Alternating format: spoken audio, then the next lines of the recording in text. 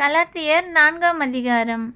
பின்னும் நான் சொல்கிறது என்னவெனில், சுதந்திரவாளியானவன் எல்லாவற்றிற்கும் எஜமானாய் இருந்தும் அவன் சிறுபிள்ளையாய் இருக்கும் காலமளவும் அவனுக்கும் அடிமையானவனுக்கும் வித்தியாசமில்லை. தகப்பன் குறித்த காலம் வரைக்கும் அவன் காரியக்காரருக்கும் வீட்டு விசாரணைக்காரருக்கும் கீழ்ப்பட்டிருக்கிறான். அப்படியே நாமும் சிறு பிள்ளைகளாய் இருந்த காலத்தில் இவ்வுலகத்தின் வழிபாடுகளுக்கு அடிமைப்பட்டவர்களாய் இருந்தோம். நாம் புத்திர சுவிகாரத்தை அடையும்படி நியாயப்பிரமாணத்திற்கு கீழ்ப்பட்டவர்களை மீட்டு கொள்ளத்தக்கதாக காலம் நிறைவேறின போது ஸ்திரீனிடத்தில் பிறந்தவரும் நியாயப்பிரமாணத்திற்கு கீழானவருமாகிய தம்முடைய குமாரனை தேவன் அனுப்பினார்.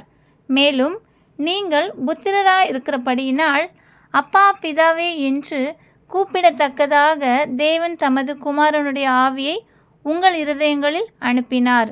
ஆகையால் இனி நீ அடிமையாய் இராமல் புத்திரனாயிருக்கிறாய். நீ புத்திரனேயானால் கிறிஸ்து மூலமாய் தேவனுடைய சுதந்திரனுமாயிருக்கிறாய். நீங்கள் தேவனை அறியாமலிருந்தபோது சுவாபத்தின்படி தேவர்கள் அல்லாதவர்களுக்கு அடிமைகளாயிருந்தீர்கள். இப்பொழுதோ நீங்கள் தேவனை அறிந்திருக்க அல்லது தேவனாலே அறியப்பட்டிருக்க பலனற்றதும் வெறுமையானதுமான அவ்வழிபாடுகளுக்கு நீங்கள் மறுபடியும் திரும்பி மறுபடியும் அவைகளுக்கு அடிமைப்படும்படி விரும்புகிறது எப்படி? நாட்களையும் மாதங்களையும் காலங்களையும் வருஷங்களையும் பார்க்கிறீர்களே. நான் உங்களுக்காக பிரயாசப்பட்டது வீணாய் போயிற்றோ என்று உங்களை குறித்து பயந்திருக்கிறேன். சகோதரரே, என்ன போலாகுங்கள் என்று உங்களை வேண்டிக் கொள்கிறேன். நான் உங்களைப் போலும் ஆனேனே. எனக்கு நீங்கள் அநியாயம் ஒன்றும் செய்யவில்லை. உங்களுக்கு தெரிந்திருக்கிறபடி நான் சரீர பலவீனத்தோடே முதலாம் தரம் உங்களுக்கு சுவிசேஷத்தை பிரசங்கித்தேன். அப்படி இருந்தும் என் சரீரத்தில் உண்டாயிருக்கிற சோதனையை நீங்கள் அசட்டை பண்ணாமலும் அருசியாமலும் தேவதூதனைப் போலவும் கிறிஸ்து இயேசுவைப் போலவும் என்னை ஏற்றுக்கொண்டீர்கள். அப்பொழுது நீங்கள் கொண்டிருந்த ஆனந்த பாக்கியம் எங்கே? உங்கள் கண்களை பிடுங்கி எனக்கு கொடுக்கக்கூடுமானால் அப்படியும் செய்திருப்பீர்கள் என்று உங்களுக்கு சாட்சியாக இருக்கிறேன். நான் உங்களுக்கு சத்தியத்தை சொன்னதினாலேயே உங்களுக்கு சத்ருவானேனோ? அவர்கள் உங்களை நாடி வைராக்கியம் பாராட்டுகிறார்கள். ஆகிலும் நல்மனதோடே அப்படி செய்யாமல் நீங்கள் அவர்களை நாடி வைராக்கியம் பாராட்டும் பொருட்டு உங்களை புறம்பாக்க விரும்புகிறார்கள். நல் விஷயத்தில் வைராக்கியம் பாராட்டுவது நல்லதுதான். அதை நான் உங்களிடத்தில் இருக்கும் பொழுது மாத்திரமல்ல, எப்பொழுதும் பாராட்ட வேண்டும். என் சிறு பிள்ளைகளே, கிறிஸ்து உங்களிடத்தில் உருவாகும் அளவும் உங்களுக்காக மறுபடியும் கர்ப்ப வேதனைப்படுகிறேன்.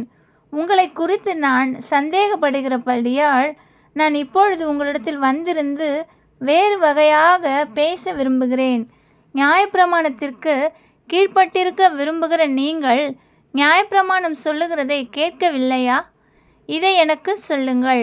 ஆபிரகாமுக்கு 2 குமாரர் இருந்தார்கள் என்று எழுதியிருக்கிறது.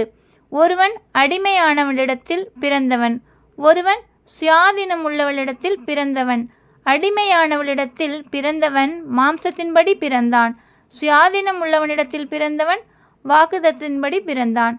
இவைகள் ஞான அர்த்தமுள்ளவைகள். அந்த ஸ்திரீகள் 2 ஏற்பாடுகளாம். ஒன்று சீனாய் மலையில் உண்டான ஏற்பாடு. அது அடிமைத்தனத்திற்கு உள்ளாக பிள்ளை பெறுகிறது. அது ஆகார் என்பவள்தானே. ஆகார் என்பது அரபி தேசத்தில் உள்ள சீனாய் மலை. அந்த ஆகார் இப்பொழுதிருக்கிற எருசலேமுக்கு சரி. இவள் தன் பிள்ளைகளோட கூட அடிமைப்பட்டிருக்கிறாளே. மேலான எருசலேமோ சுயாதீனம் உள்ளவள். அவளே நம் எல்லாருக்கும் தாயானவள். அந்தபடி பிள்ளை பெறாத மல்லடியே மகிழ்ந்திரு. கர்ப்ப வேதனைப்படாதவளே களிப்பாய் எழும்பி ஆர்ப்பரி. புருஷன் உள்ளவளை பார்க்கிலும் அநாத ஸ்திரீக்கே அதிக பிள்ளைகள் உண்டு என்று எழுதியிருக்கிறது. சகோதரரே, நாம் ஈசாக்கை போல வாக்குத்தத்தத்து பிள்ளைகளாயிருக்கிறோம். ஆகிலும் மாம்சத்தின்படி பிறந்தவன் ஆவியின்படி பிறந்தவனை அப்பொழுது துன்பப்படுத்தினது போல இப்பொழுதும் நடந்து வருகிறது. அதை குறித்து வேதம் என்ன சொல்கிறது?